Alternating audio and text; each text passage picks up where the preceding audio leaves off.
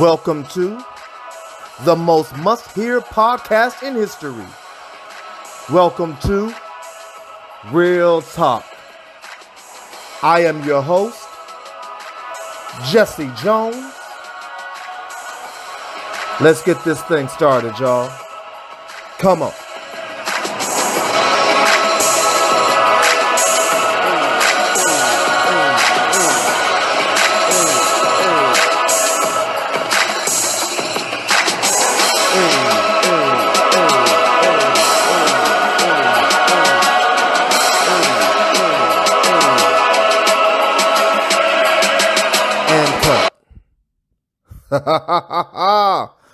Real Talk's in effect, y'all.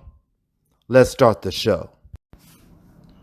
Welcome to Real Talk. What's good? What's good? What's good? I'm your host, as always, Jesse Jones. You know what I'm saying? We back for our fourth episode. I promised y'all for 2 weeks this was going to be a must-hear episode. This is going to be one of those ones that I got a feeling some folk going to be talking about. Some people ain't going to be happy. But before we get started, y'all know how I do is what I've been doing with each and every episode. I'm going to keep doing it until I decide to stop. I want to give a quick shout out to my boy Mike Gibbs, aka Trek, aka Micatude. He is the master producer behind the beat for the intro for Real Talk, the theme for Real Talk. That's my brother, that's my friend. Apparently Spotify doesn't like when I give out his email address, so if you hit up the Real Talk Facebook page and you want him to be able to make you some beats, I will get you his information. You can either email me at realtalkhpm@gmail.com, or you can hit up the Real Talk Facebook page and I'll make sure to get his info to you. He is awesome. He is well worth it. I promise you that. Also, a quick shout out to my boy, my brother, my friend, my dude. He has been with me all his life. I've known the brother all his life. He's good people's. He is the architect behind the Real Talk logo. He is the official graphics arts designer for all things High Praise Ministries. He and my wife, they don't work together, but they work on getting the graphics and things together. And he is the one who made the logo for Real Talk. So if you need some graphics work done, you need a shirt made, whatever it is, my boy Russell, he is the one to get to. Same thing. Hit me up. I will make sure to get his information to you. He is well worth it. I promise you that. And of course, I cannot go any further without giving a shout out to our executive producer. She is my wife. She is the queen of High Praise Ministries, Minister Falonda Jones, who is on the broadcast today, y'all. Y'all go hear her in the second segment. We go intro again. She said she didn't want to get on this first topic, so she wanted to jump in on our main topic. I know everybody waiting on the main topic. And my wife don't even like how I have this episode kind of structured. She said it doesn't flow together well. That's why it's a wonderful thing for it to be my show. Anyhow. I wanted to do something that was kind of me. And then I wanted to do something that I really want to hit this topic because the second segment, because wow. No, because if I start doing that now, I'm going to get into it now, and I don't want to get into it now. And then we're going to hit off something real light, real fun to close us off with something new for the third topic, for the third segment. All right? So let's go ahead and get into this and so we can move this thing right on along. I don't want to bore y'all while y'all listening. Y'all have been great listeners. I appreciate y'all. I really, really do. So here's the question that has come for segment one. For our first segment, our opener, here's what we do. The question is it okay to be tired? Now this is primarily for church folk. This segment right here, at least the first portion of the segment, because church folk are the ones who are affected by this type of thing. I don't really know too many people in the world who have a problem with admitting they're tired. Now, when I say tired, I'm not talking about sleepy. I'm talking about you are sick and tired of stuff, or you're sick and tired of the thing that you're doing. You're just tired. You're drained. You just need a moment. That's especially for anybody who's worked in ministry in church. it becomes a mindset of I'm not allowed to, even if I am tired, I'm not allowed to tell people this.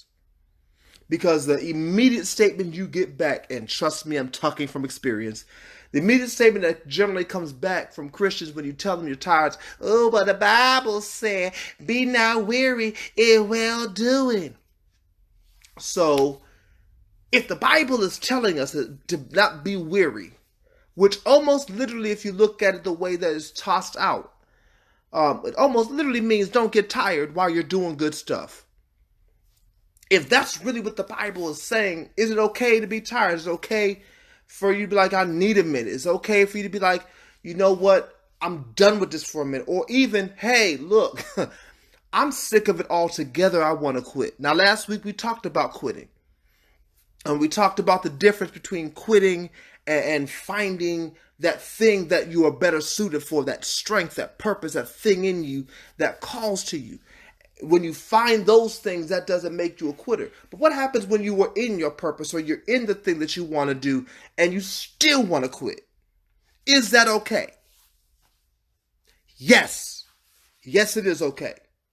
How are you going to say that when you just said the Bible says, be not weary, well doing, basically means the way it's thrown out to not get tired? This is how I can say that.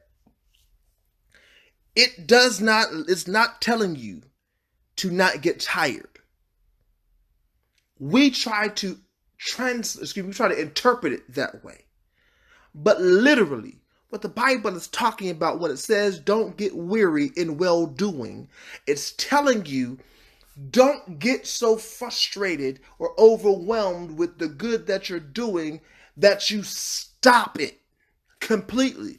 How do I know this? Because the finish of that passage says, be not weary in well-doing, for you shall reap if you faint not.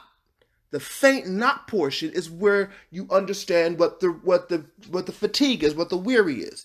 You're fainting, meaning I'm done, I'm stopping, I'm never going to do this again, I'm out. You're going to get your harvest if you keep working. But watch this now. Since we're talking about sowing and reaping, because that's what this passage is basically dealing with, you shall reap if you faint not. Ask a farmer, a real farmer, if they take breaks when they planting seeds.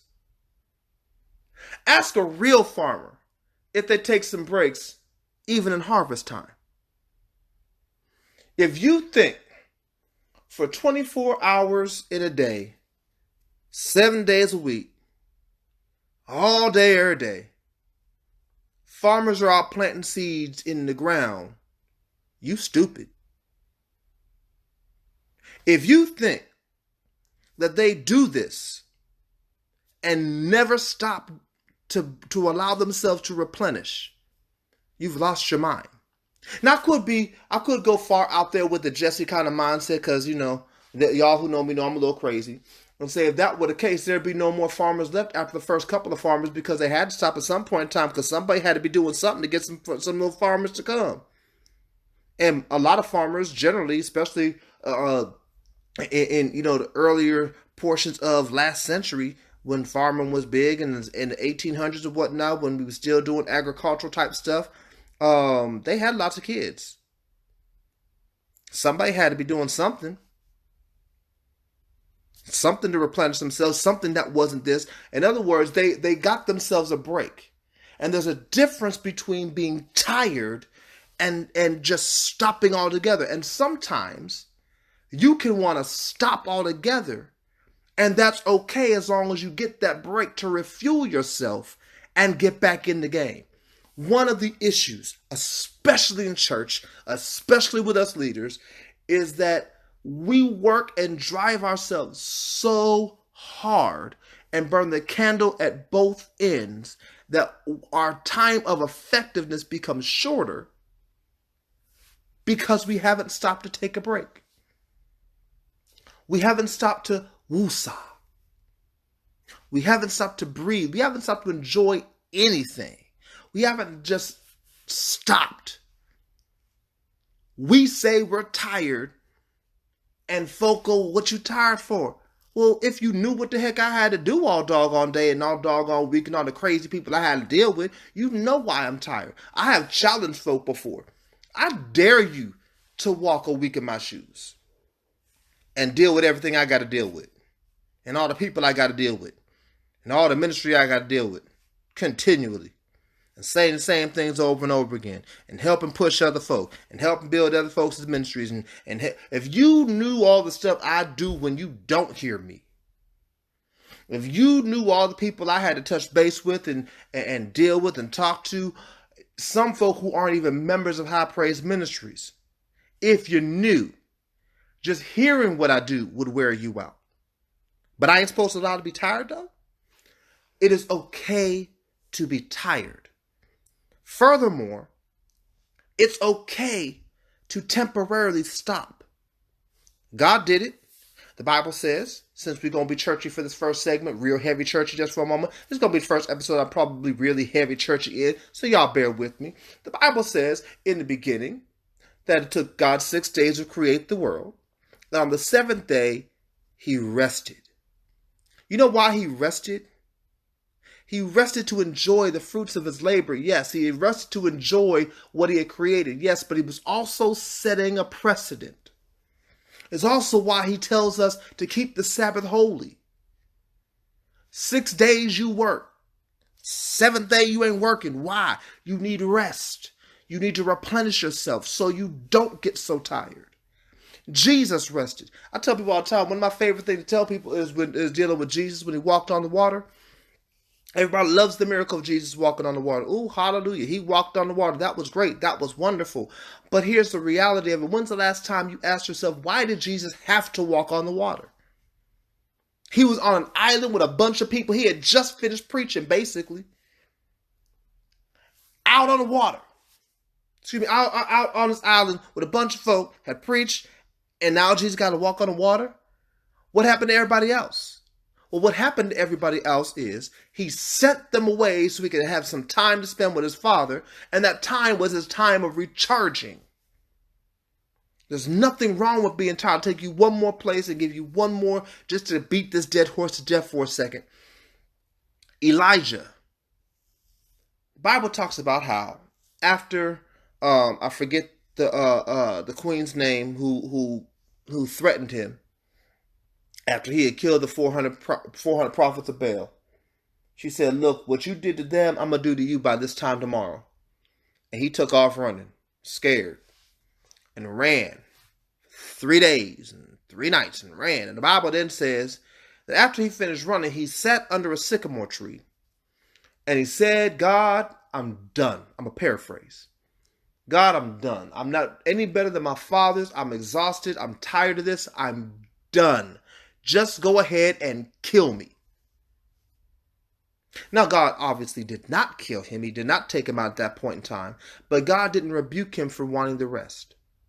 As a matter of fact, God sent an angel to him to feed him, to give him more strength so that he could run further, so he could have his encounter with God. That's the still small voice scripture.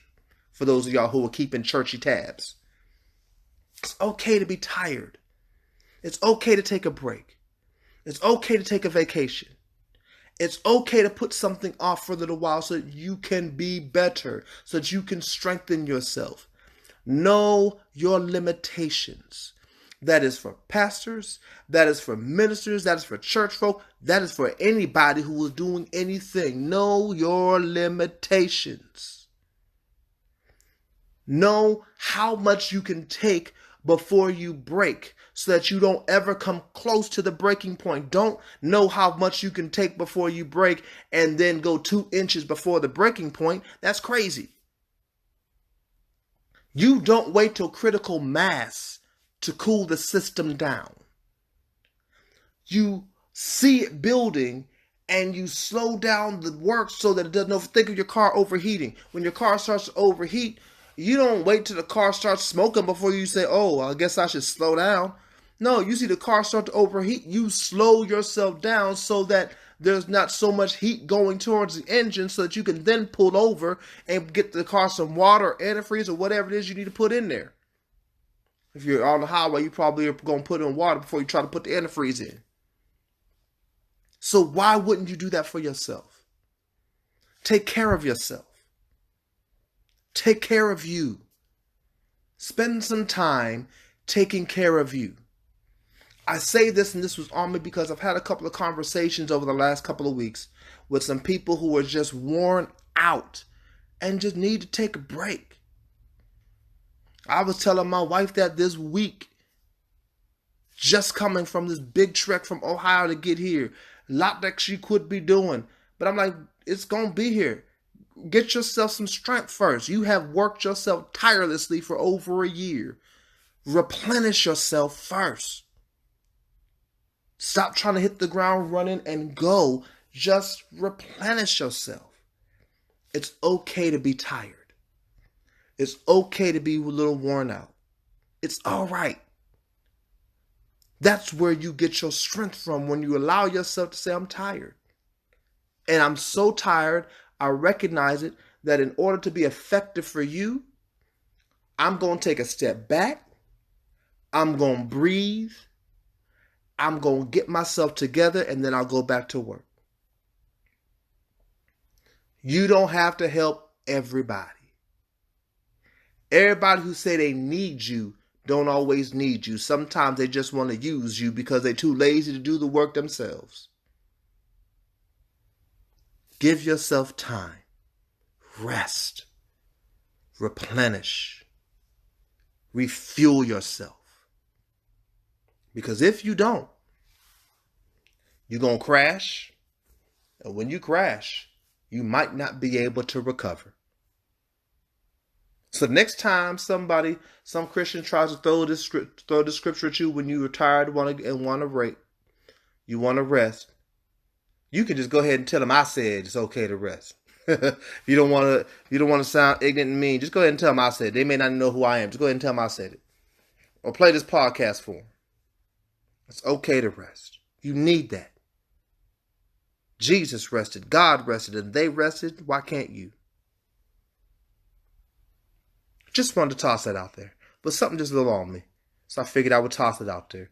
It's one of the beauties of having this type of platform. I get to talk about the things that are on my mind. And talk about the way I won't talk about it. So check this out. We're going to take a quick break. We're going to be right back with our main topic. This is going to be the bigger topic. It's going to last a little longer. And not only is this going to be the big topic, we're going to have our special guest, my executive producer, my wife, the queen of High Praise Ministries, Minister Falonda, my baby. She going to be on the podcast. I promise you, y'all ain't heard nothing yet. Those of y'all who have heard us on Holy Hills, y'all know how powerful she is. Y'all know the kind of chemistry we got when we talk and we get to rolling. So here we go. All right. We'll be right back after this short break. The Real Talk Podcast is brought to you by Anchor. Anchor is the easiest way to make a podcast. Anchor gives you everything you need in one place for free, which you can use right from your phone or your computer. Its creation tools allow you to record and edit your podcast so it sounds great. They'll even distribute your podcast for you so it can be heard everywhere, from Spotify to Apple Podcasts and Google Podcasts, and many, many more. You can easily make your money from your podcast with no minimum listenership. All you have to do is download the Anchor app or go to anchor.fm to get started today.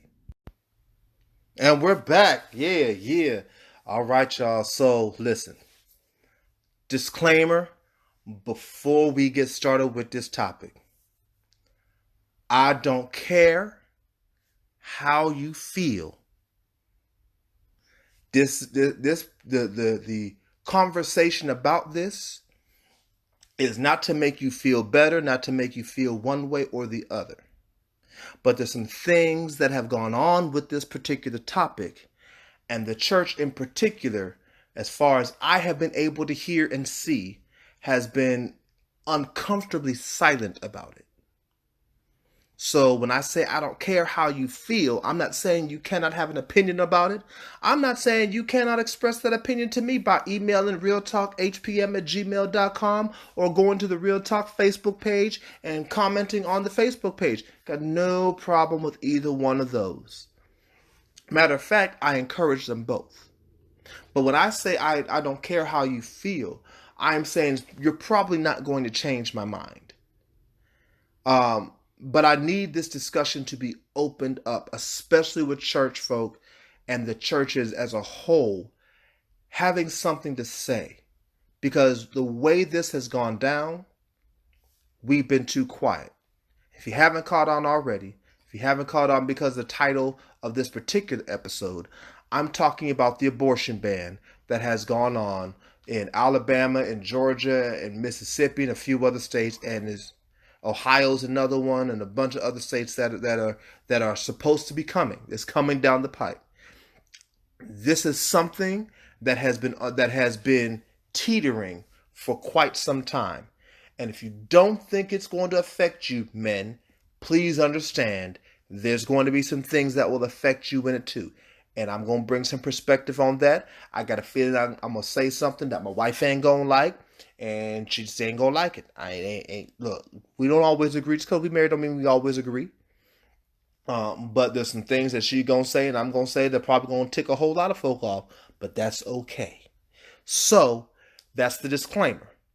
Get ready, sit back, and enjoy and listen with an open mind to what's getting ready to happen as we begin to talk about this abortion ban from our perspective. And I could not do this topic without having a woman present.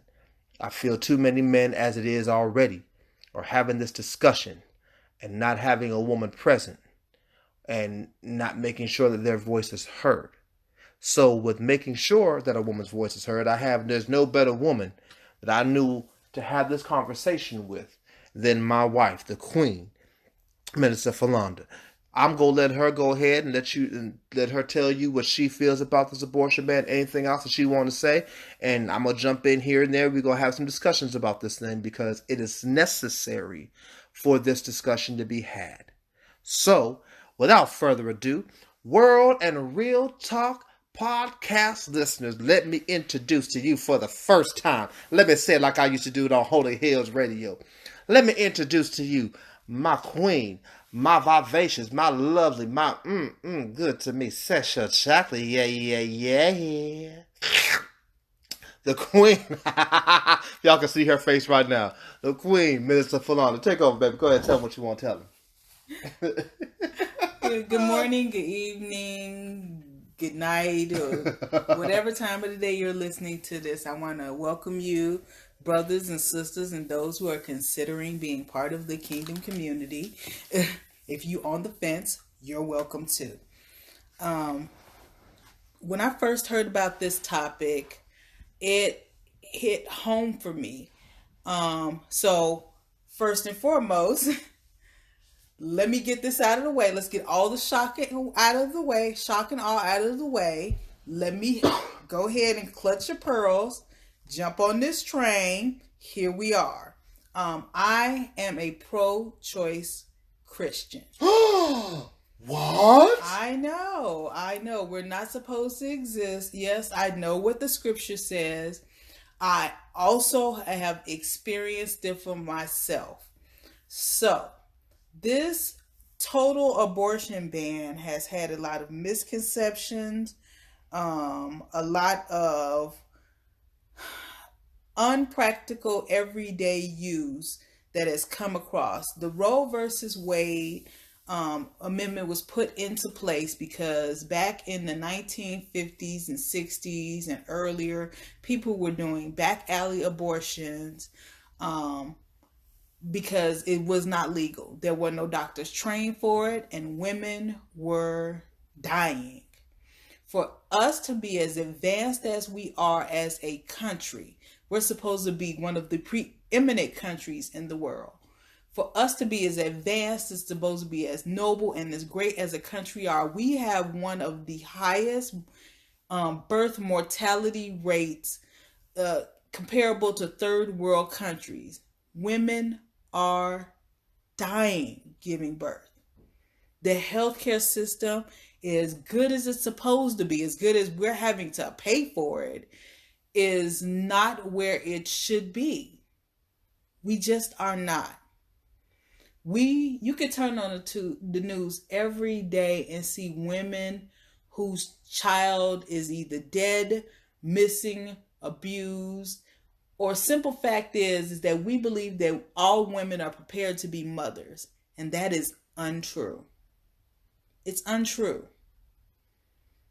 This abortion ban does not include rape and incest. And until our country gets their laws together about child molestation and the prosecution thereof, yes, whether you choose to believe it or not, do your research on see how many children are out there giving birth to the child of their child molester, that family member, that family friend, or that mom's boyfriend, or sometimes husband, their own biological, are giving birth to their actual children, constantly being victimized year after year after year, because we won't fight for our children. It's just something that this law hasn't been totally looked at from all sides. So I am totally against a total ban. Now you will go, well, what kind of experience do you have with that? Well, take your moment, grab your pearls once again. I have had an abortion. I know. How could this pastor's wife sit here and tell you that she has had an abortion? Well, I'll tell you how. I have not always been married. Oh no. You didn't come out the womb married? I did not. I did not know you all of my life. As a matter of fact, there were 5 years that I was alive that you weren't even a glimmer in your father's eye. It is, speaking from my own experience, and if our daughter ever hears this, know that this is not something I have not said before. This is not something I have not said to her. Our daughter is not my husband's biological daughter. I came into the marriage with her. And her biological father forced himself on me.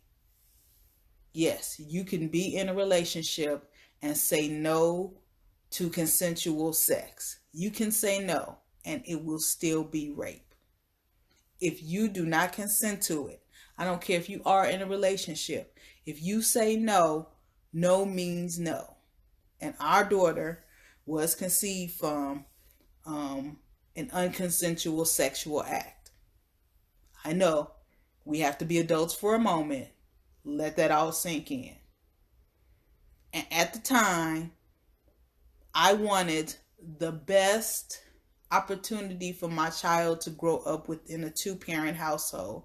And I know that even though I was in a relationship with her biological father, that we were not going to be together forever. I know people.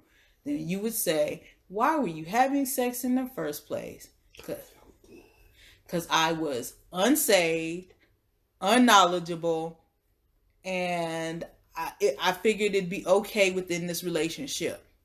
Not against God, still a sin, still fornicating, still very aware of that.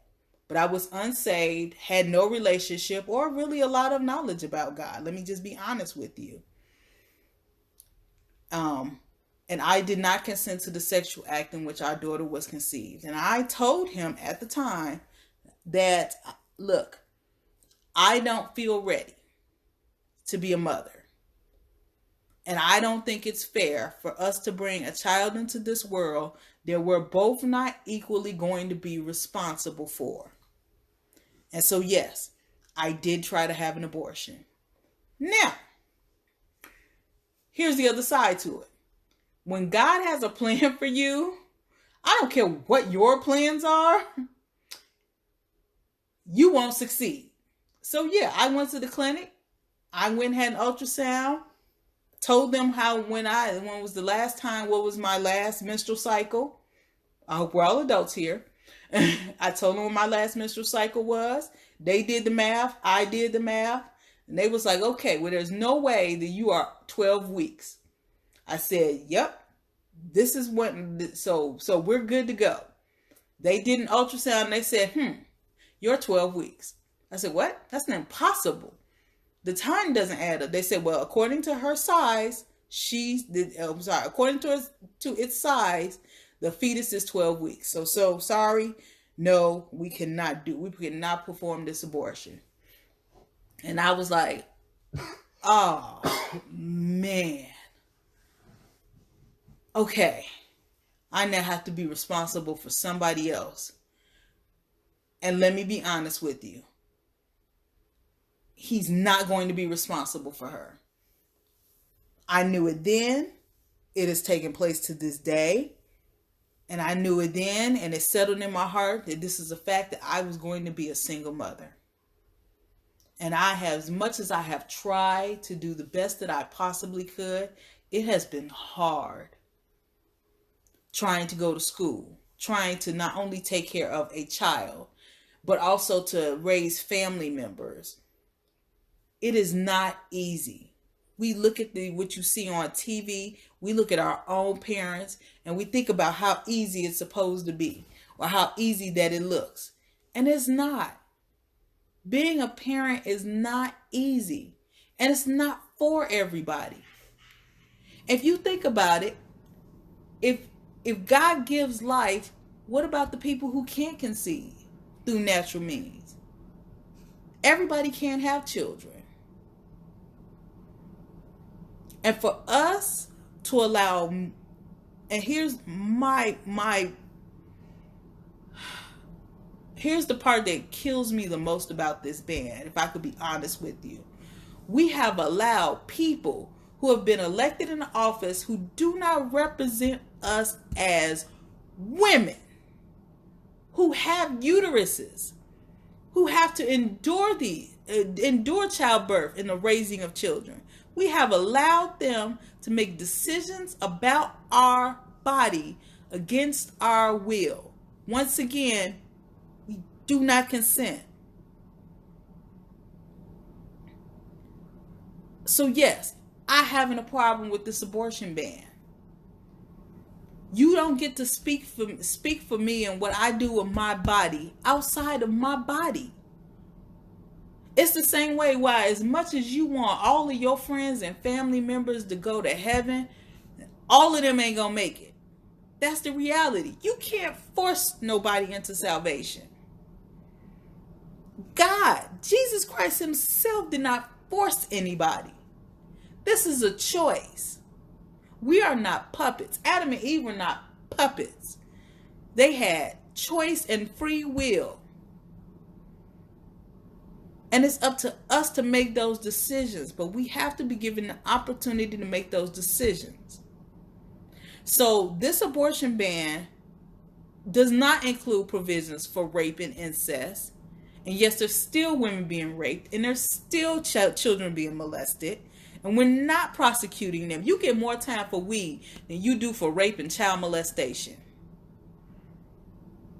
So you can't tell me that now that you're going to, and I did some research on Georgia's ban and Alabama's ban since they were so prominent. It's a little different with Ohio, but the whole criminalization of having an abortion, they were saying that you're supposed to be, like if you were to leave and go to Tennessee and have an abortion, if you came back and they found out about it, that you would go serve time. That's not true. So what you need to do, the same way you should have looked into the people that you elected in the office to represent you, to make these laws, to make decisions about your life, your mind, and your body, and your money. The same people you should have done some research on. You should do some research on the laws that they are putting in place. Yes, those books are big, tall, vague, and meant to be complex, because they had a lot of stuff in those bills. But you need to be informed. You need to be informed because this is your life.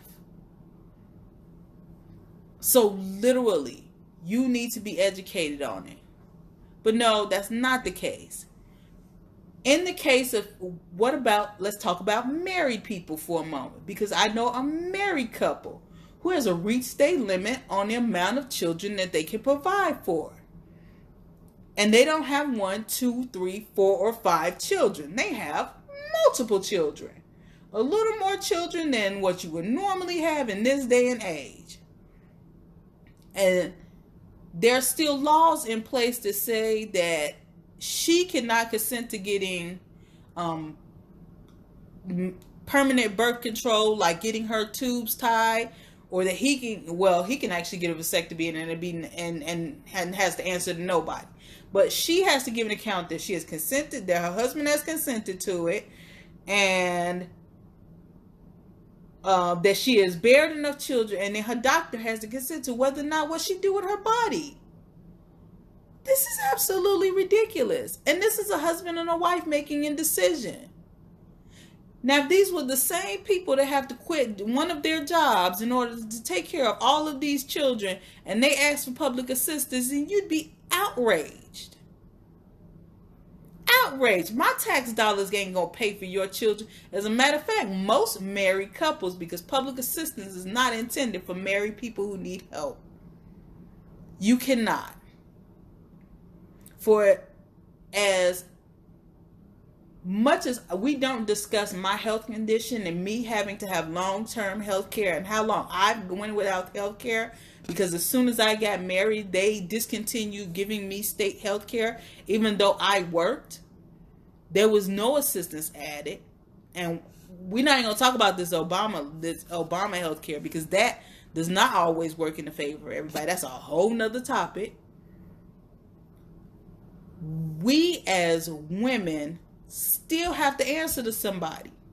When will it be where we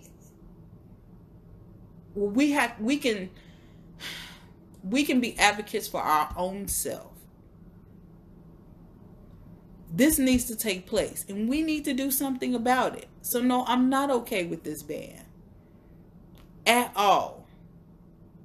It may not be the popular opinion with believers, but this thing is flawed. As I don't want to go too far into her testimony. Okay, so I'll just say, as a family member. Mm-hmm. There you go. I have a family member who was sexually assaulted at the age of 15 years old by her stepfather. And this is when Roe versus Wade first got passed. And not only did she get raped by him, but she got shamed by her whole entire family. There was no abortion in place for her. There were no resources in place for her. And she had to raise a child that her family hates, because he is the manifestation of this wrongdoing that happened. So he has males that are his brother and his uncle at the same time. And they blame her for that. But there were no services for her. He raped her. No child is consenting to have sex with an adult. We don't even, if you can't consent to vote, you cannot consent to having sex with someone who is of age. And we have of age laws in this country for a reason. We have consent laws. And there's no provision for that. Nothing for rape and incest. And I've been raped more than one time. I have been the victim of sexual assault and rape. And to be honest with you, if I had to live with raising a child who was the product of that sexual assault, I don't think I would be in a stable mental place. We have to give in consideration about how much people can bear. I think I've taken up a lot of time on this. I'm sorry. No, you should. I'm just very passionate about this subject. I wanted to let you get it out before I start to talk, and I personally believe that for this kind of dialogue, this kind of topic, this kind of discussion, you have to allow both sides to be heard. And what has not been heard on a very regular basis are the experience of women. You all go through this. Men, as most people would say, don't. So now here I go. Let me start off by this, because I know some of y'all are like, well, we know where she stands. You must stand the same place, or you must, let slow down. First of all, I am probably, in terms of title, your typical Christian. I am a pro-life Christian. Ooh, surprise and shock, a Christian's pro-life. But I'm not the cookie cutter, you can put me in a box pro-lifer. I am all for any kind of alternative solution, if possible, for abortion. However,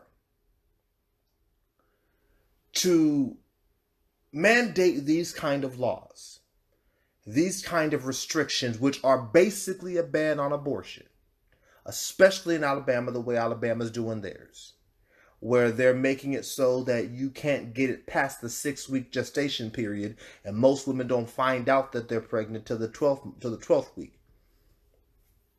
So it's basically a ban on it, and they're trying to put doctors in jail for up to 99 years who will perform one. That is a ban.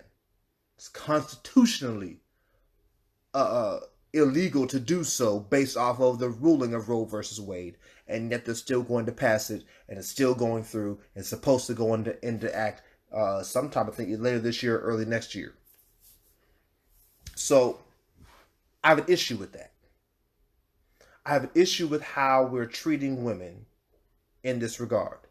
So my first thing is, for people who talk about, like my wife was talking about, there's no provision for rape and molestation. My first issue is, I get that we need those provisions, but how about, while we're yet putting provisions in there for that, how about we have some stricter laws that will help prevent rape and molestation, or put these jokers in jail who were doing the rape and molestation? I have a problem with the fact that we as a country, we as a kingdom nation, those of us who call ourselves Christians, and we as men, period, are not doing a better job of taking care of women. We have a charge to take care of the women. It is our obligation to take care of our wives, our daughters, our mothers. It's our obligation, and yet we're failing in that. So I have an issue with that. I have an issue with there being no provision for it, because you have no idea what it's like. And I know what the statement's going to be is, oh my God, but you said alternatives, and one of the biggest alternatives available is adoption. So let's talk about adoption for a second. First of all, with adoption, do you know how hard it is for the adoption to take place, especially with how they're doing it now? Because I've done some study on some of this stuff. I ain't come at this thing blind. For a lot of states, you may not know that before you give up your child for adoption, first thing they do is they make you hold the baby. Now, if you know anything about the way bonding takes place, it is hard for a mother who has now held her child to then give this child up to somebody else. So you're putting a person who was ill-equipped to raise a child, whether it be financially, whether it be because they're not stable, whether because of mentally, whatever the situation may be, you are putting this person in a situation now who cannot raise a child to feel like obligated to raise his child, because now there's this connection because I have touched and held my child. Secondarily, with adoption, do you understand how difficult and how overcrowded our adoption agencies are? Our foster care system, and how jacked up and broken up our foster care system is? That's something that needs to be addressed and be fixed. And it's not an easy fix, and every time somebody tries to fix it or try to say something about it, there's backlash to that. And let me ask you this. Do you know where your adoption agency is in your city? When's the last time you passed a foster home? When last time you passed one? Can you recall it? You probably can't. So adoption is not necessarily an option because of how we do it. So I got issues with that.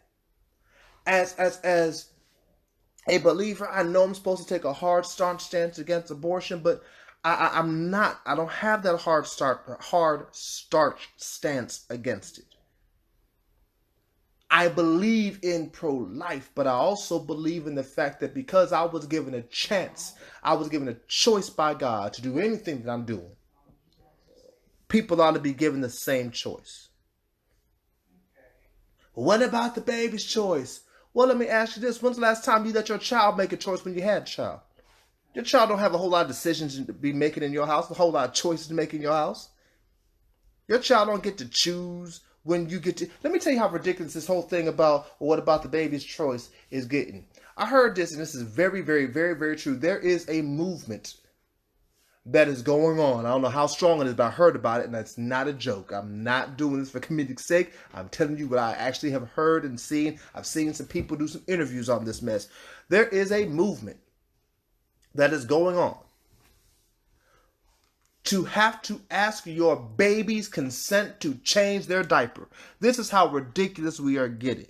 And I bring that extreme up to show you how ridiculous it is to say, well, what about the child's right to choose to live? They can't make a choice.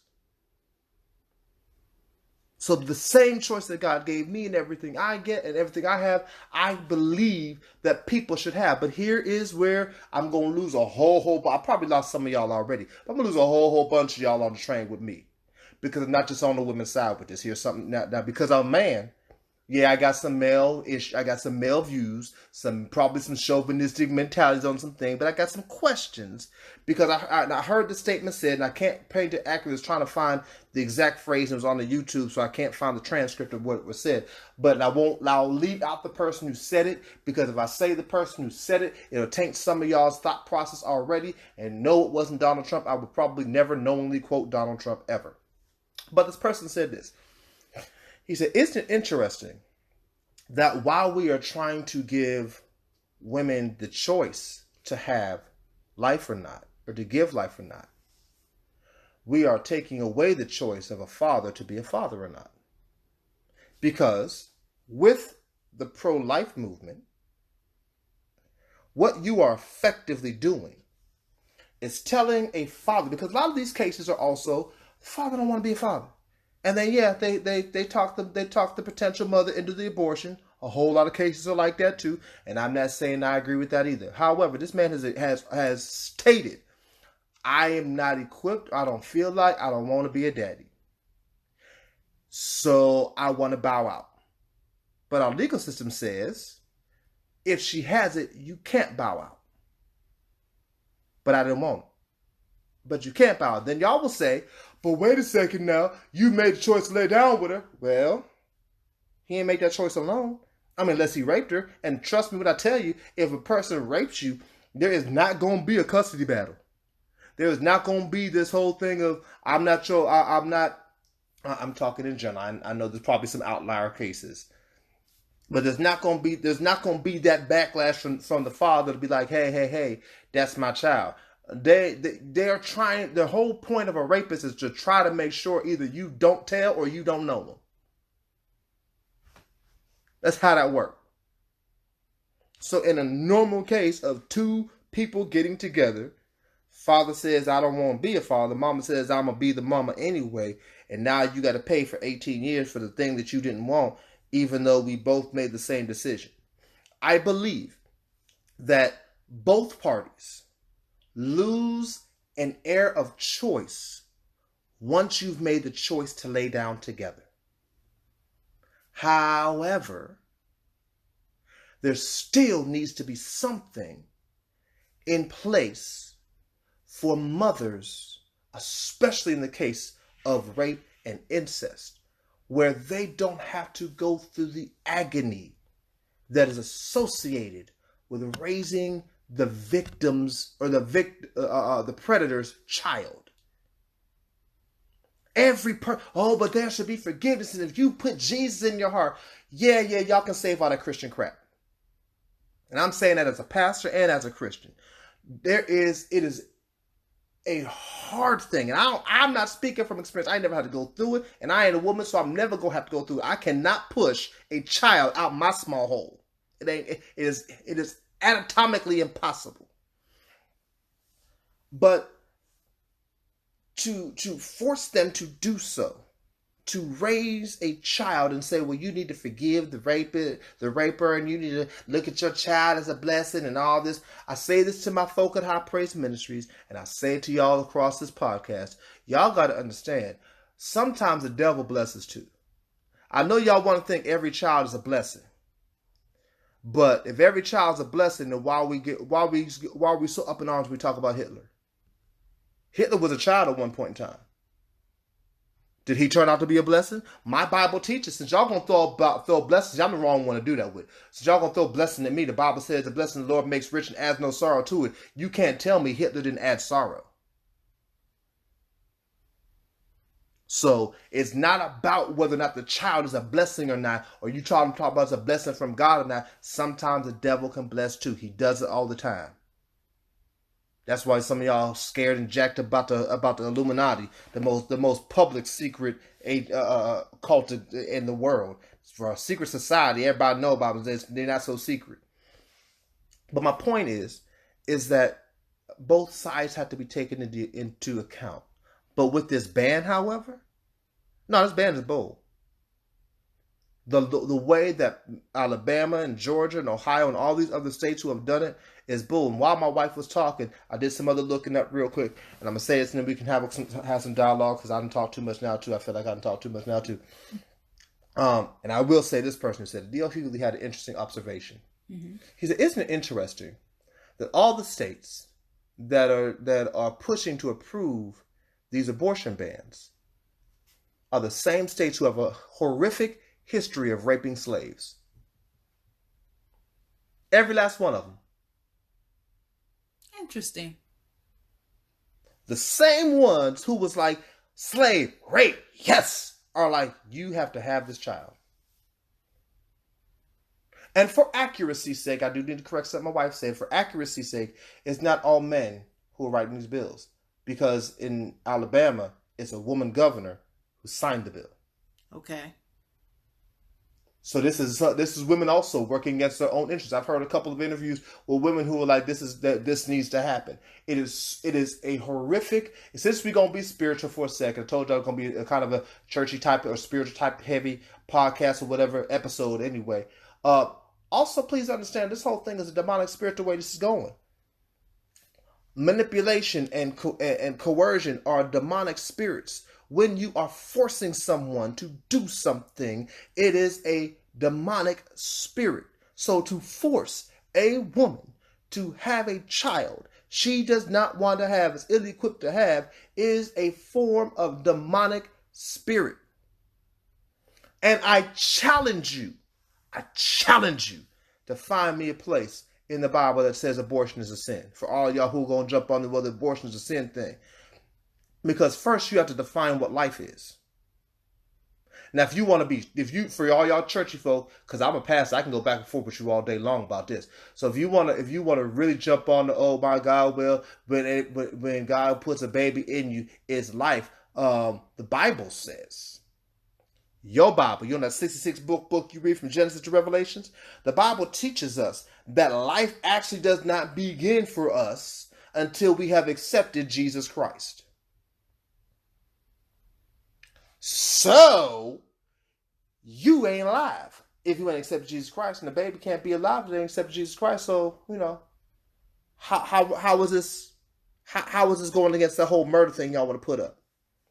Then, the very literal definition of what qualifies life is your ability to be sustained on your own.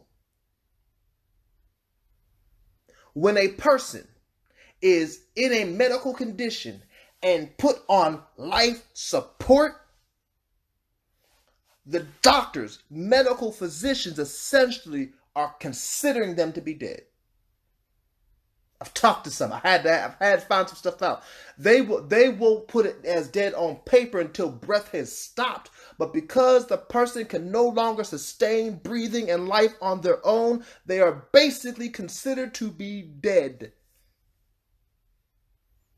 So again, if you cannot live on your own, breathe, inhale, exhale on your own, how are you living? And to the best of my knowledge, again, I ain't never had one living inside me, but a baby ain't living on its own. It feeds and lives as the mama lives.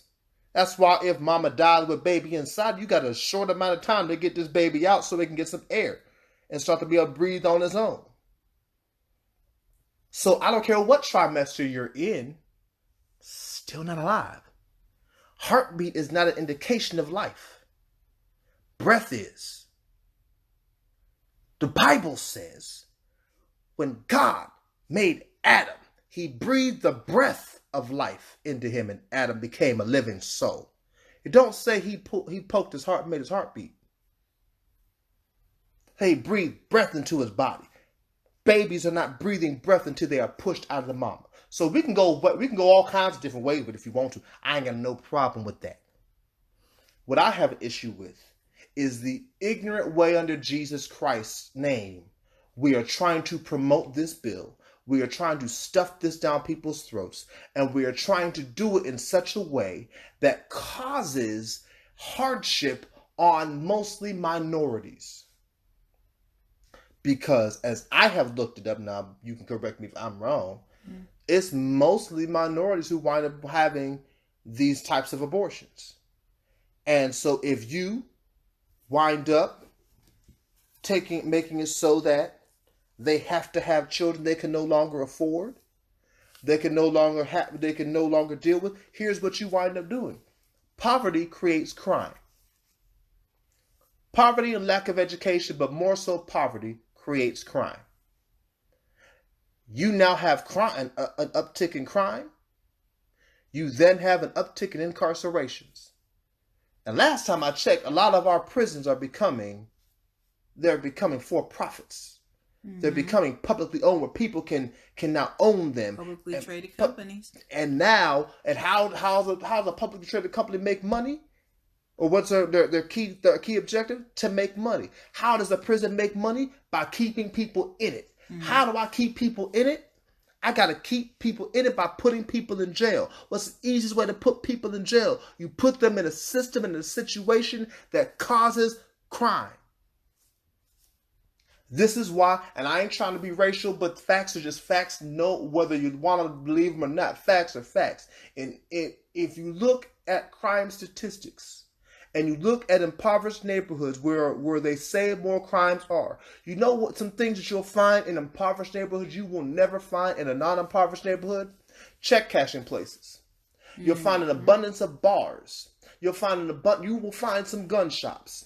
You will find access to stuff that gears them towards crime. I challenge you to find a check cashing place in a wealthy neighborhood. I challenge you to find one.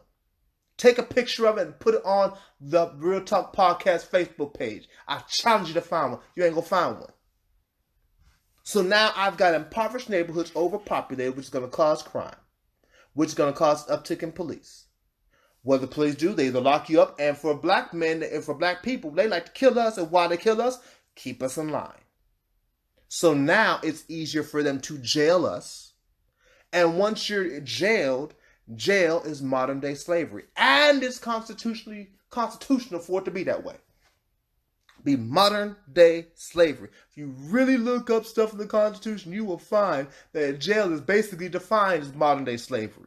Slavery is illegal in the exception of being jailed. So when you look at the grand scheme of the grand picture of things, you can now trace and see how this thing becomes a demonic atmosphere. I would rather give the woman the opportunity to say, you know what, I made a mistake. I'm pregnant, and I know it is not in my child's best. It's not in my best interest or this child's best interest that it stays. So while there is no attachment, while this child is not breathing and living on his own. Let's go ahead and take care of this so that there's a better chance for me to be better on in life. Because we don't have a place to put it in our home. We don't have a place to put it in our foster home, in our adoption systems.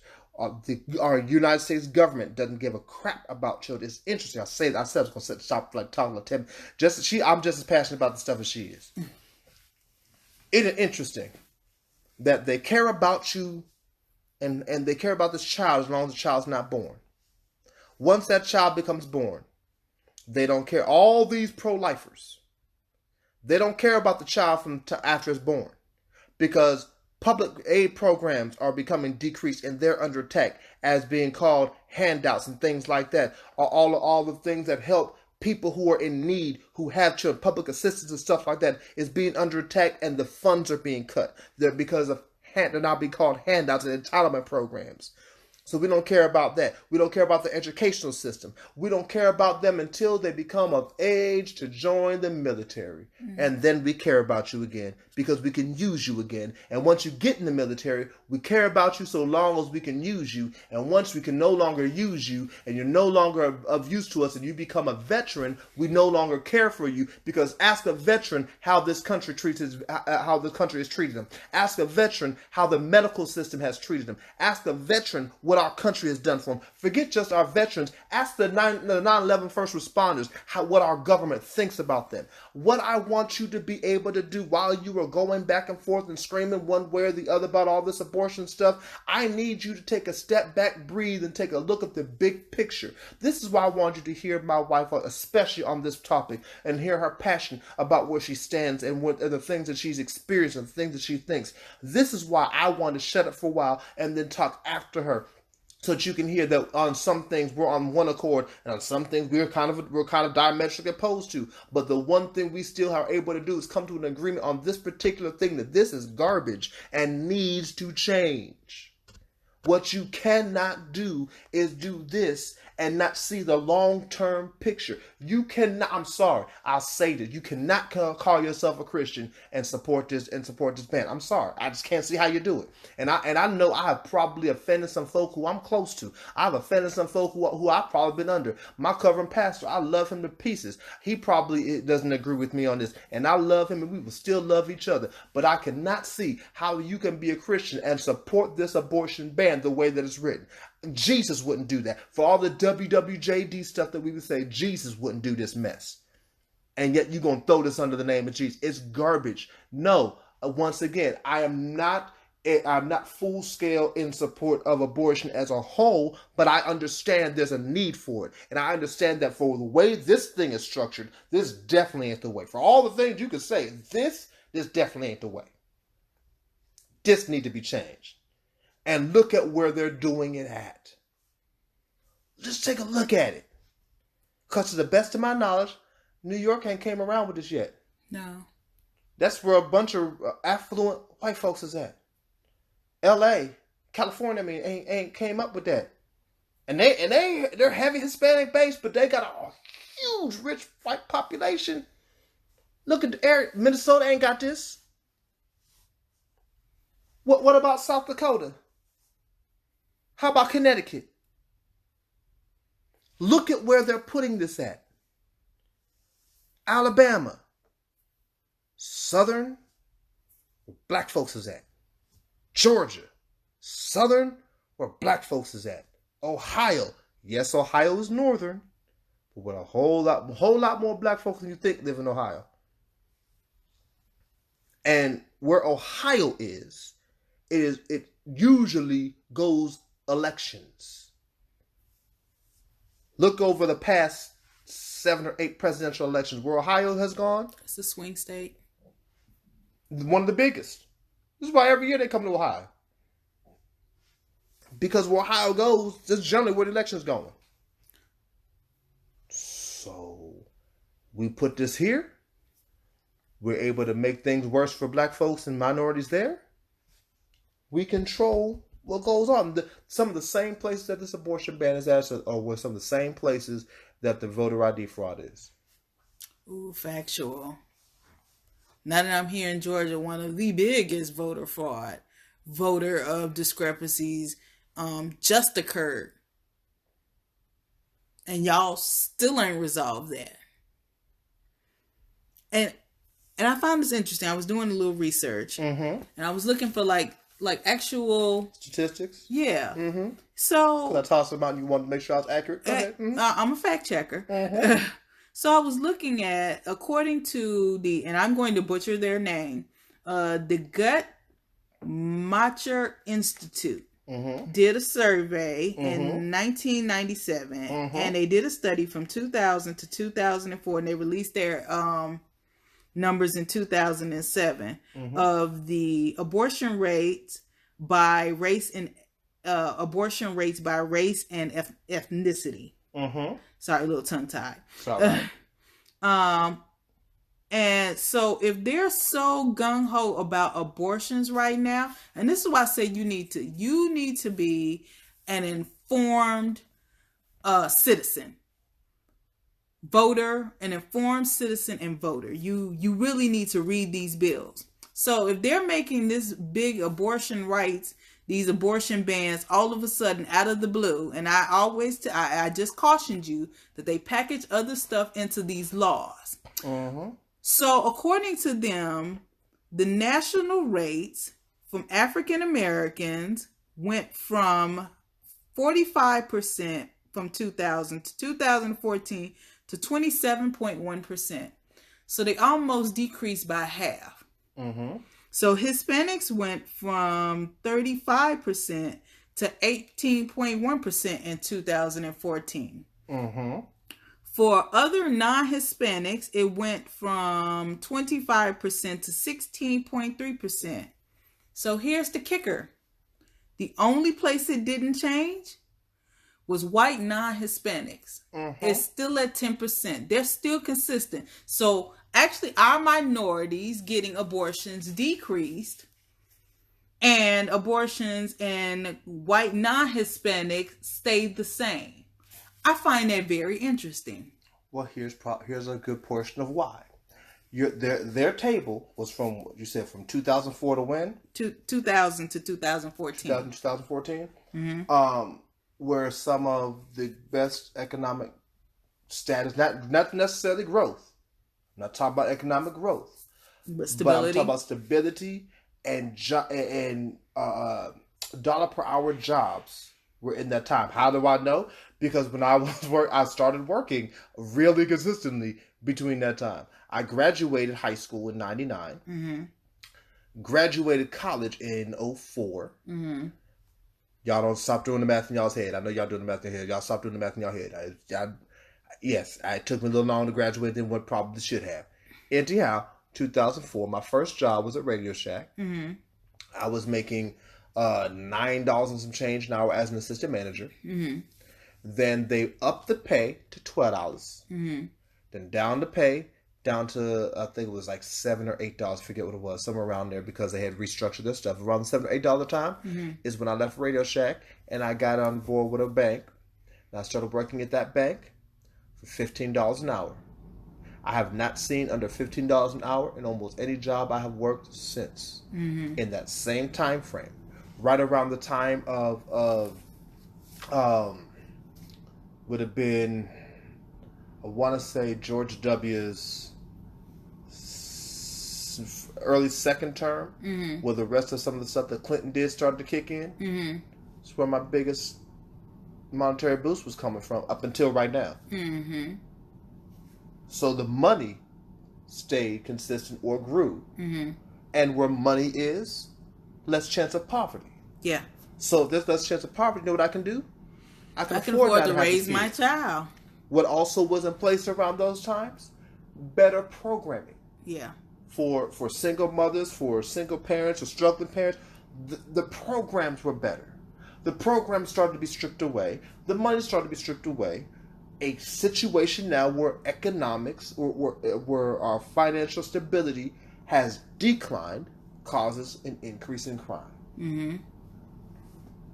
And even if we're not all doing the crime, which we're not, we can be looked at now because a lot of crime is happening in our neighborhoods. This is why it is so important for them to paint Chicago, your home city, as the poster boy, the murder capital of the United States, which is not accurate. Not. You'd be surprised to find out where it's dying at. In Chicago. Oh, a more mixed to white place is the murder capital of the world, not Chi-Town. A more impoverished community. But we say Chi-Town because there's more black folks there. And there is a lot of killing there, but there's more black folks there. And so if we paint that, we're able to say, ooh, look at them. And now we have a reason to shoot them and kill them, put them, rile them, or wrangle them up, put them in jail, which brings us money because we own the jails. It is bigger than just your ideology of, well, I believe that God gave life. He gave life. He's a giver of life, absolutely. But before we close this topic, let me say this, because this just hit me, and I believe this was God that hit me. For all y'all who are like, well, God gave life and you ought to cherish life. Okay, cool. You ain't cherishing your money. You spend it frivolously. You're not cherishing your job. You talk about your job that God birthed you with, that God gave to you. You ain't cherishing this earth that God has given to you, the way that you litter and trash and do all these kinds of things. You're not cherishing your bodies with all the toxins and stuff that you put in, even if you are a vegan or the P1, whatever they call the pescatarian. Those Negroes, them who do all themselves. Even if you're dealing in that and doing quote unquote clean living, I promise you, you are still not taking care of your body the way you're supposed to and doing with your body what you're supposed to. So don't tell me about cherishing the things and the blessings that God gives to you when you frivolously spend them and waste them on a daily basis in every other area of your life. It is a false equivalency to try to say we need to cherish life because God gave us life. God gave you life and you cherish it and love it. It's a blessing. Well, when does it stop being a blessing? Because I thought I was going to call this a false equivalency, but the way I'm riled up about it was hitting my spirit. I have to apologize to some folk because I said this was a false equivalency. If you gonna say that life in the womb is a blessing and we need to cherish it, please explain to me when we stop. When does it stop becoming a blessing? Because I don't hear this same outrage when unarmed black folks is being shot and killed. I didn't hear this same outrage when we were putting those kids in the cages. And still are in the internment camp. I didn't hear all this outrage. And some of you so-called pro-lifers, y'all are for the death penalty. So don't tell me you're pro-life. You are pro-convenience for you. You are pro, I want to make sure that I can make a decision for someone else. I want to decide when they live or die. I want to decide where they live. I want to decide if they give birth or not. I want to be able to decide it. And I blame the rest of us for letting it happen. The reason I blame the rest of us for letting it happen is this. A person will only do to you what you allow them to do. Mm-hmm. And we, for too long, have allowed this to go on. We have for too long allowed them to tell us what to do, when to do it, how to do it, with no pushback. We ain't voted nobody out of office. Oh, we got Obama in office. Yeah, but you didn't help him. For all of y'all who are down on what President Obama was able to accomplish in the 8 years he was in office, you ain't help him. You didn't position him with people around him to help him. He fought a Congress that you didn't vote for. Because the turnout for the midterm elections dropped drastically after Obama's first and second term elections. You ain't voting for your mayor. You're not voting for your state councilman, your state Congress. You're not voting for anybody. Yeah, don't let you go to an hour. That's why I've been trying to wrap up. You ain't been voting for none of that. So, what you need to do is take it upon yourself and realize what you need to do is push back. Look at the total picture. Do your research. Step outside of your bubble. And if you want to try to do the Christian thing, the first thing that Jesus would do is have compassion. Have compassion on these folk. Understand the situation.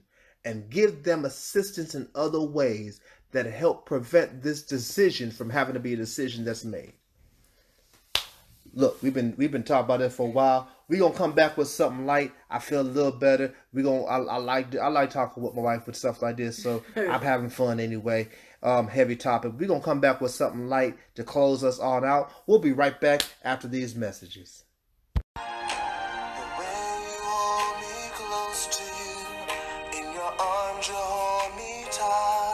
Melodies from the Heart, the first official EP by Jesse Jones. Download your copy now from iTunes, Amazon, Spotify, or wherever music is downloaded. If you love love, make sure to pick up your copy of Melodies from the Heart by Jesse Jones. I promise you, you'll love it.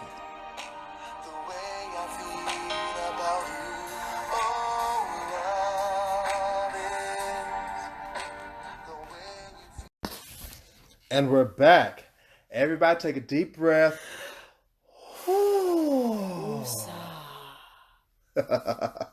I know that was heavy for some of y'all who listen. Y'all know y'all may say that was a little long. My wife was saying that during the break. Woo, we talked a long time. That's long for a segment. I'm talking about all the behind the scenes stuff. But it was worth it. It was necessary. So I had a thought that I was just gonna go ahead and end light. And I wanted to end light because I feel like there's got to be some kind of balance. And all throughout so far, I feel like we've been pretty balanced in terms of the first couple of episodes. So I want to make sure we keep some balance here. So we're going to keep some balance. And we're going to close this out by flipping on its ear a podcast I listen to. Shout out to Kevin Fredericks.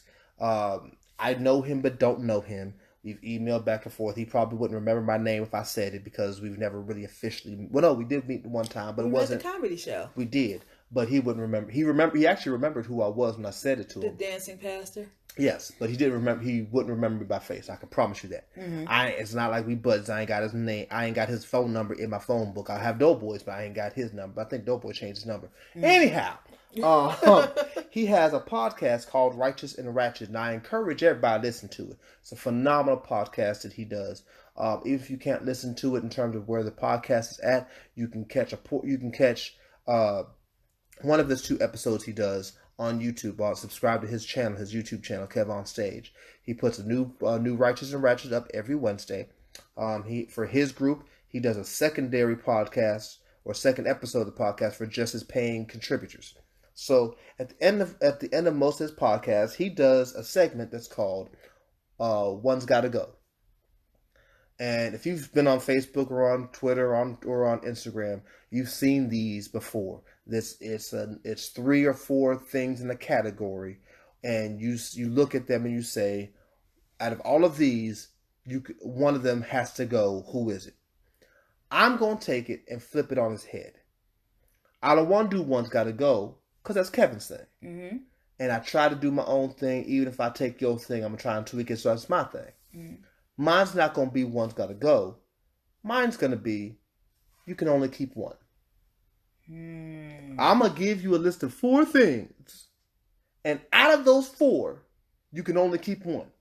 And I'll tell you, with the category, I'll tell you what the implication of keeping that one or losing the other 3 is. But you pick the topic. I'm going to give you the 3 topics I got. Okay. And you tell me which topic you want first. Okay. I have TV. Mm-hmm. I got movies. Mm-hmm. I have comedy. I was going to do music, but I said, I'm not going to do that one yet. Let's go with TV. Okay, TV. You can only keep one. Okay. Fresh Prince of Bel-Air. Okay. Living Single. Okay. Martin. Okay. A Different World. Now, here's the implication.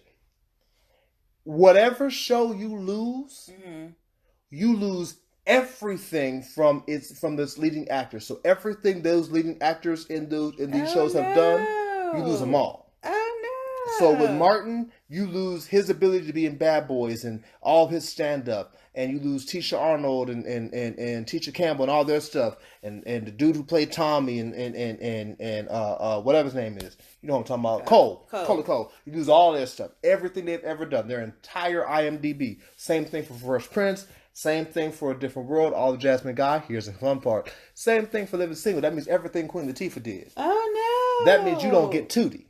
Oh, no. Yeah. So you only everything get past and present? Past and present. Oh, no. You lose everything. So, who you gonna keep? And here's how we're gonna do it. We're gonna do the same kind of format that they do. Okay. You're gonna tell me who your first on the board is. Okay. So who your first who your first kick out is. Who gotta go first for you. And I'll tell you who my first one is, who's like the first definite. This one I can see we're gonna keep going back and forth until we get to the one that stays. You're gonna tell me your reason why you're gonna keep them. Okay. So, Fresh Prince, Living Single, Martin, A Different World. Who's your first to get out? Who's the first one you're gonna lose all of it for? Oh my goodness. So my first to get the guillotine would be Martin. Wow. Yeah. You get rid of Martin? Yeah. Martin. Sorry. No, what up? What's up? Yeah, no. You get rid of Cody Cole? Yeah. Get to stepping. Yeah. You get rid of Jeff Comedy Jam. I know. You get rid of all of Martin's stand-ups. Yeah. Bad Boys. Yeah. All of that. Yeah. Why Martin gotta go? Okay, so for me, Martin gotta go because I have a stake in It's a Different World and Fresh Prince of Bel-Air. Okay. So for me, and I didn't think about this long and hard. Like I made sure to come up with these and step away from them, so I had no advantage of this. Okay. My first off the board has got to go.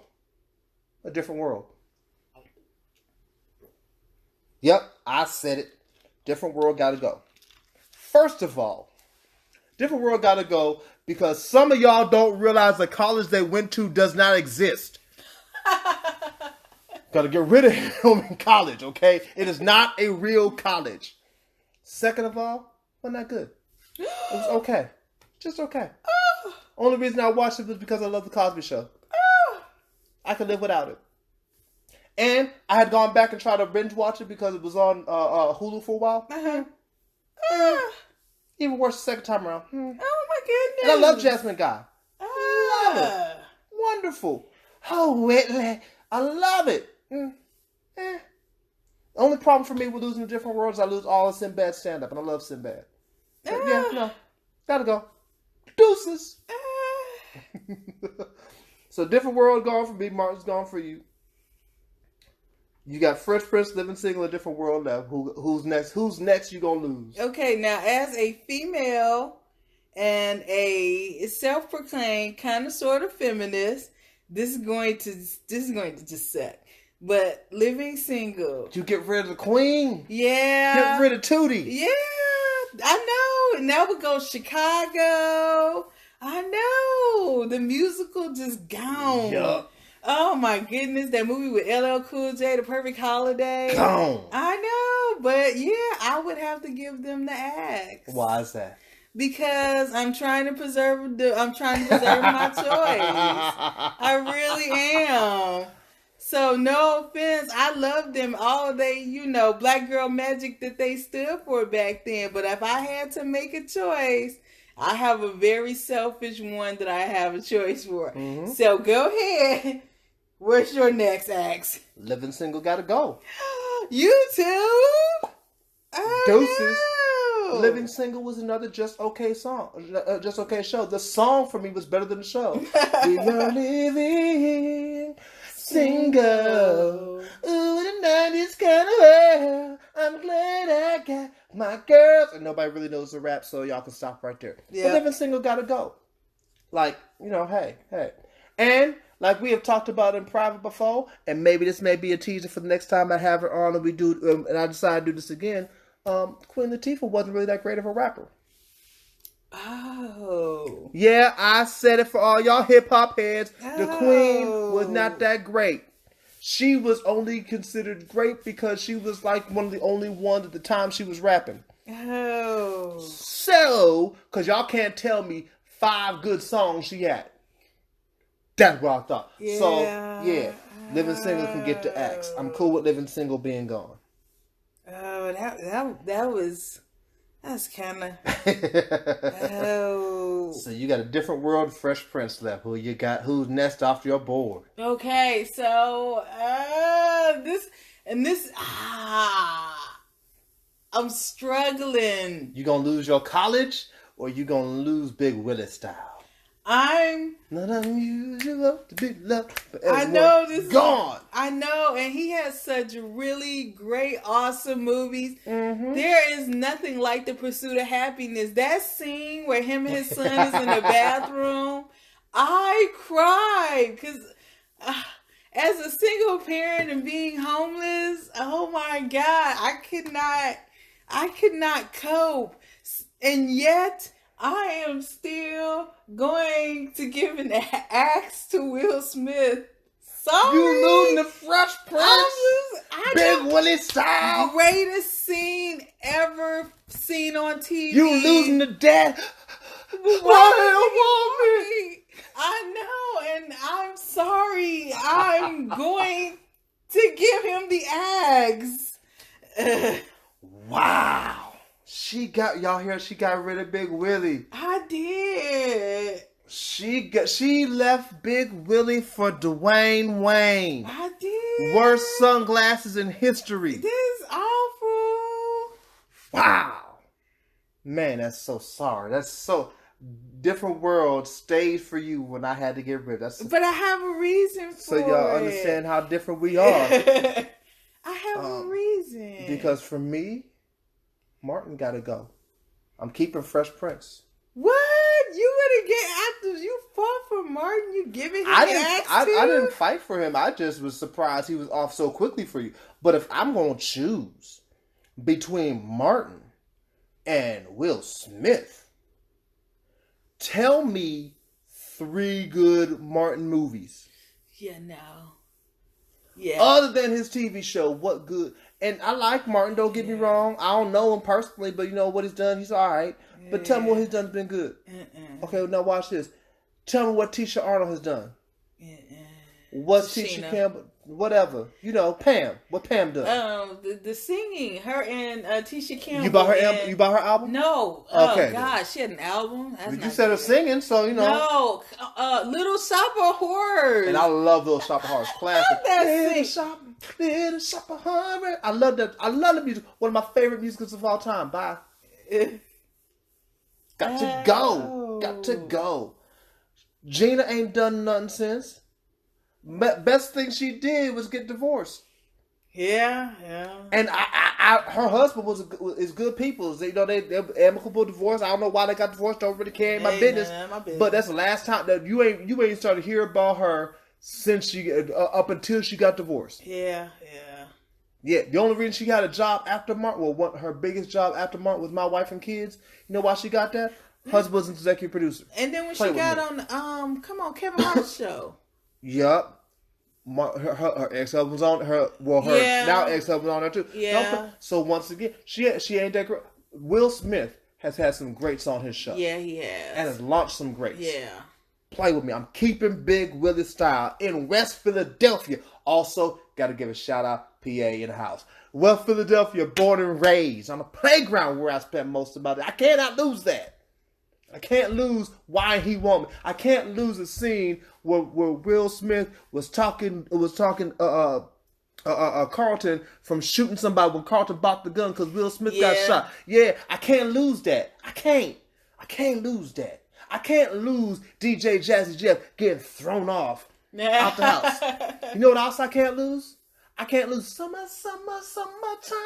You cannot. It's summertime. Welcome to Miami. I can't lose that. And as a hip hop head that you are, you shouldn't lose Fresh Prince. Well, you know why? Because he is the first rapper to ever win a Grammy. Yeah. He made it acceptable for rap to become mainstream. Yes. And for as much as people don't want to give him the credit, he opened the door for a lot of the rappers you love to be able to get the popularity they had, to get the money they had to keep doing the albums they got that you love. So, your old Big Willie, you get rid of Will, look at the ripples. But, so for why I chose It's a Different World. Uh-huh. So even though it is a fictitious historical black college, during the time I was growing up, and stop doing the math, I'm older, we are grandparents. No, hey, I'm a GJ. Anyway, we grandparents, let it go. He made it acceptable for a lot of us to aspire to go to college. Untrue. That was the Cosby Show, not a different world. No, but it's a different world. But we hadn't seen anyone go to college until It's a Different World. The spike came, however, with the Cosby Show. The spike in historical black colleges came with A Different World because Hillman was supposed to be more of an HBCU. Mm-hmm. But college in general was the Cosby Show.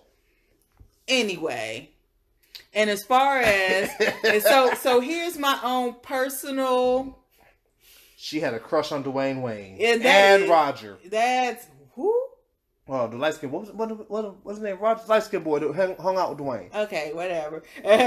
No, and that's none of them because you mentioned it. The impact on. So I am a huge hip hop head.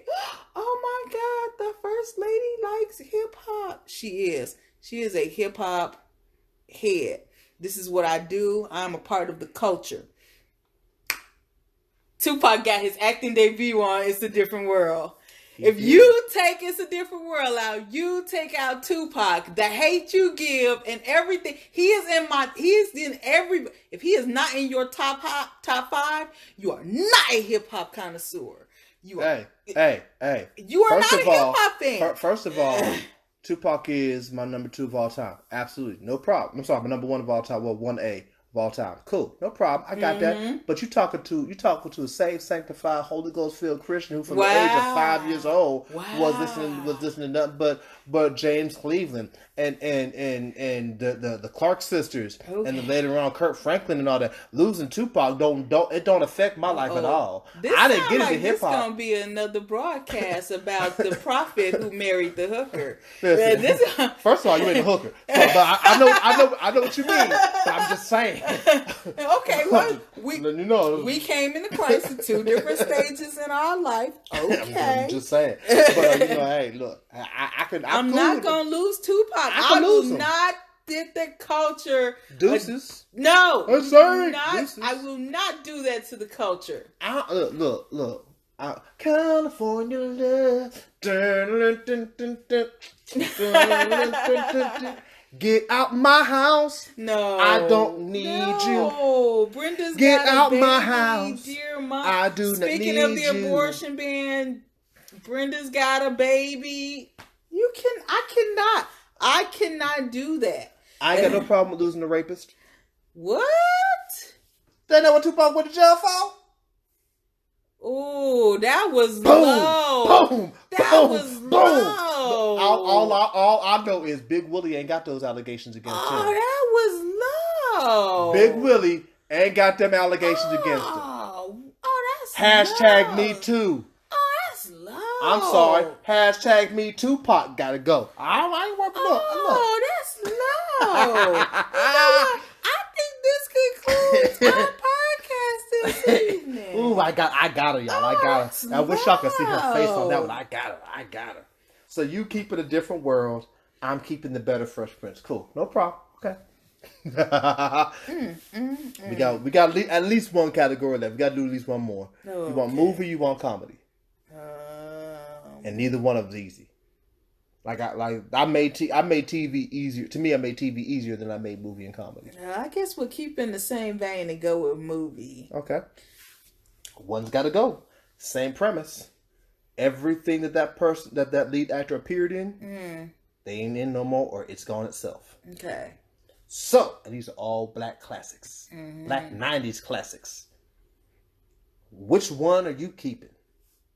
Boys in the Hood.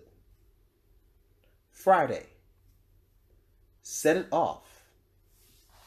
Poetic Justice. Oh, that's wrong.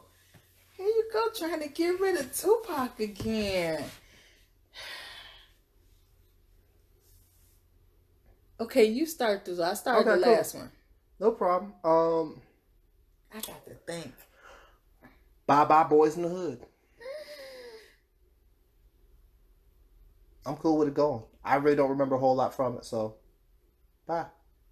I'm cool with it going. First off the board, bye. Deuces. Oh wow. I'm gonna have to go. My first off the board was Set It Off. I know that's not Black Girl Magic. Wow. And you say you were feminine. That's two all female stuff you done left out. Man. And I love Queen Latifah. I can't tell. I'm UNITY with her, but no. Yeah. That whole I'm good with getting rid of Set It Off. Okay. Cool. I'm cool. Okay. Poetic Justice can go. Deuces. Bye, Janet. Bye, everything you did, Janet. And I love you. Sorry, Miss Jackson, but you got to. I'm sorry, Miss Jackson. You got to go. Yeah, gotta go. Bye. Oh, man. Bye, Pop. And I love Pop. Bye, Pop. Bye, Janet. Bye, Poetic. It was not that good of a movie. People need to stop this lie that Poetic Justice was a good movie. It was not that good. Fight me. Go ahead. Get on the comments on the what's the High Praise Ministry. Get on the comments on the Real Talk Podcast Facebook page and at me. I don't care. Poetic Justice wasn't that good. I said it. Oh. Okay, what do I have left? You got Poetic Justice, Friday, and Boys in the Hood left for you. Okay. So the next off the board it's going to be, and it's hard because you have the lead actor in two of those movies. He's a leading actor in two of those movies. Mm-hmm. But it's going to have to be Friday. You getting rid of Friday? I'm getting rid of Friday. You got knocked out? Yes. Really? Yes. That's my mama chain. Squeak. I know. Don't nobody go in there for about 45 minutes. You getting rid of that? Yes. Wow. I'm getting rid of Friday. Wow. Why Friday going for you? And it's not because of Ice Cube. Like I really enjoy Friday, but in comparison to what I'm going to pick, I'm going to have to get rid of that one. Sorry. Wow. Yeah. Wow. So I got Friday and Set It Off left. Okay. This was hard. This is hard. I love Set It Off. That last scene, Set It Off. Oh. While the Queen just riding. I mean, not the Queen. What's her name? Just rides on the bus after she cried. Yeah. Over the money. She cried over a pile of money. Yeah. So your tears will dry real quick. But then I also love Friday and everything that comes after Friday. Friday, next Friday, all of them. I know. Friday is part of the theme for your life.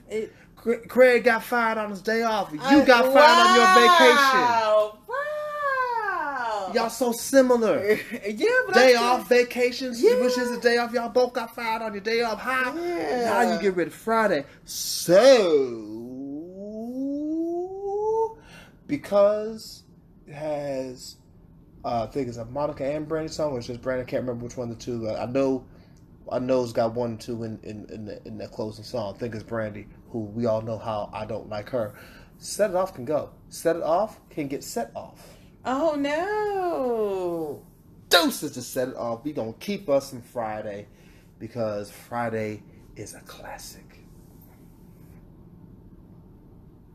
Talked about Tupac being in top 5, everybody. If Friday is not in your black top 5 movies, I question your black heart. So that leaves me with Poetic Justice and Boys in the Hood. Mm-hmm. And I love Janet. I love her from back when she was Penny. I love the scene where Tupac brings his daughter and she was like, give me this girl. What did you do to this baby hair? Come here, baby. Get in this chair. I could so see me. Matter of fact, I was her at one point. Come here. What is you doing with this baby hair? I just love Poetic Justice. I was going to vote for this to save Tupac because I love Tupac. Mm-hmm. And if you remove Tupac in this movie, you remove the hate you give. But Poetic Justice is going to get the axe. And my winner is Boys in the Hood. Boys in the Hood. And the reason why they don't know, they don't show, or they don't give up about boys. They don't. They don't, because that for the first time we really got taught. Even though a lot of people just overlooked that scene. Everybody knows the scene of Ricky in the alley with the lottery ticket. Ricky, your daddy ain't teach you how to run zigzag. Stop it. We all know that scene.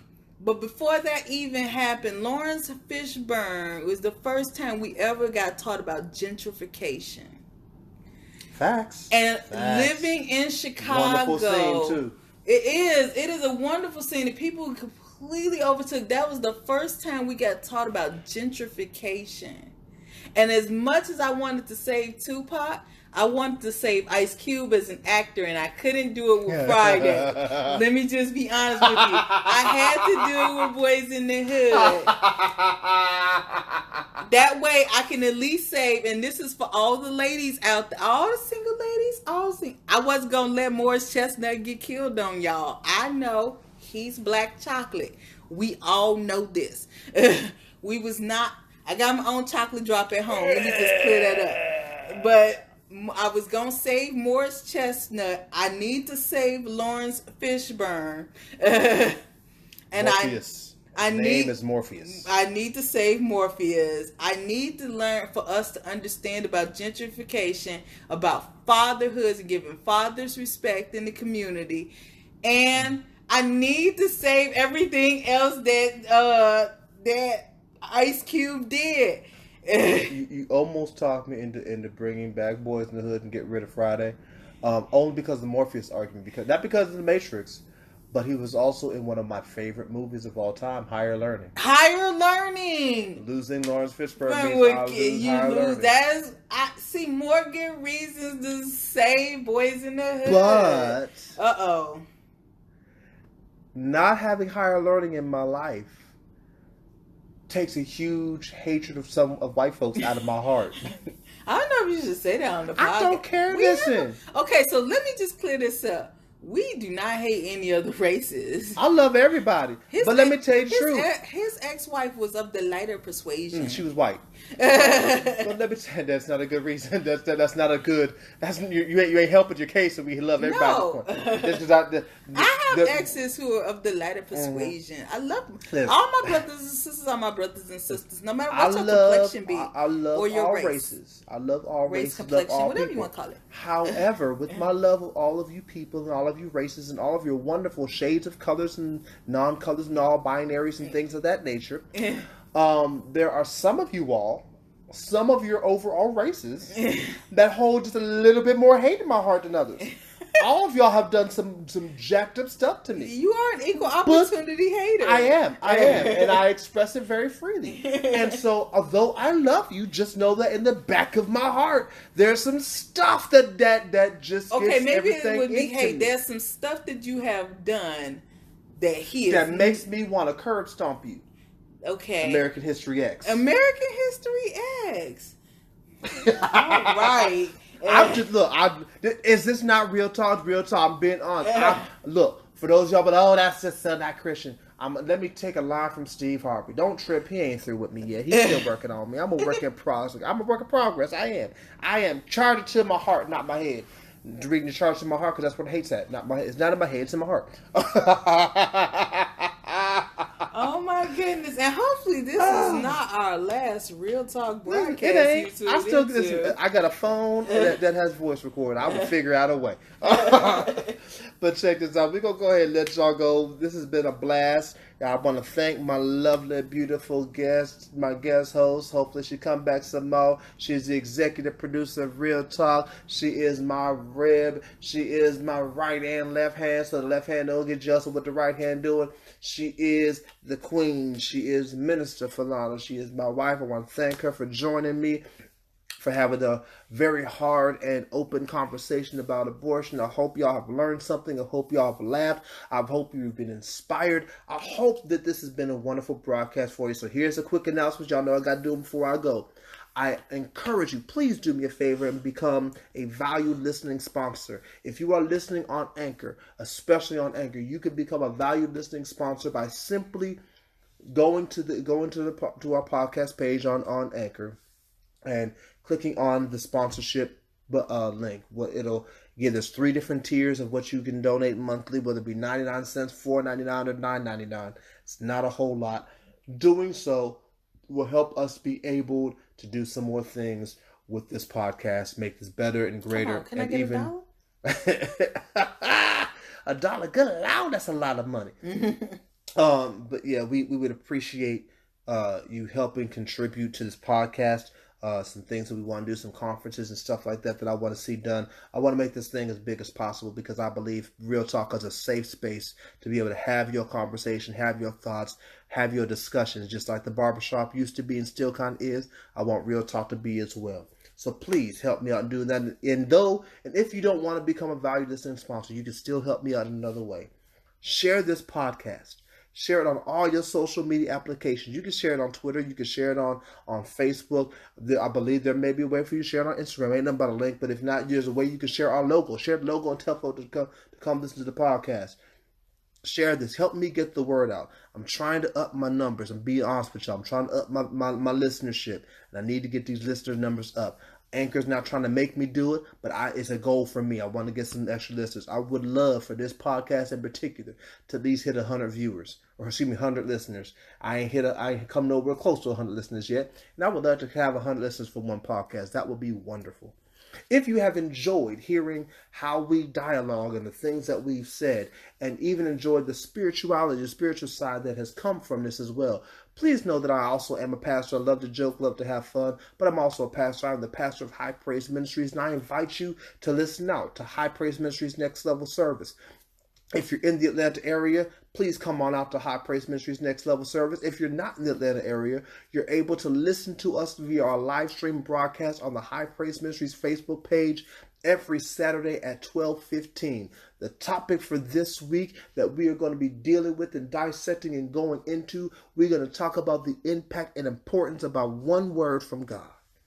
I ain't going to start now talking about that now, because if I do, we're going to go a whole nother hour because it's flowing in me. But please, come out and join us. If you can come out, we're up there in Riverdale. I think it's 6721 Springdale Drive in Riverdale, Georgia. Come on out and join us. If you can't come out and join us, please make sure you watch us via the live stream broadcast. Last and not least, do me one favor. Keep this conversation going. Whether it's the "Is it okay to be tired" segment, that piqued your ear. If it's the abortion segment, that piqued your ear. Or if it's the "One's Gotta Stay, you can only keep one" segment that has piqued your ear, please keep the conversation going. Do me a favor and do some commenting on the Real Talk Facebook page. I'm tired of being the only one commenting on that. Please do it. Please comment on it, post on it, talk about it. Let's get this conversation going. Let's let people know what's going on here, and let's make this a worldwide community. I would love for that to happen. Remember, no matter who you are, no matter what's going on, no matter what people say, always keep it real. This has been another edition of the Real Talk Podcast. Thank you for listening. We out.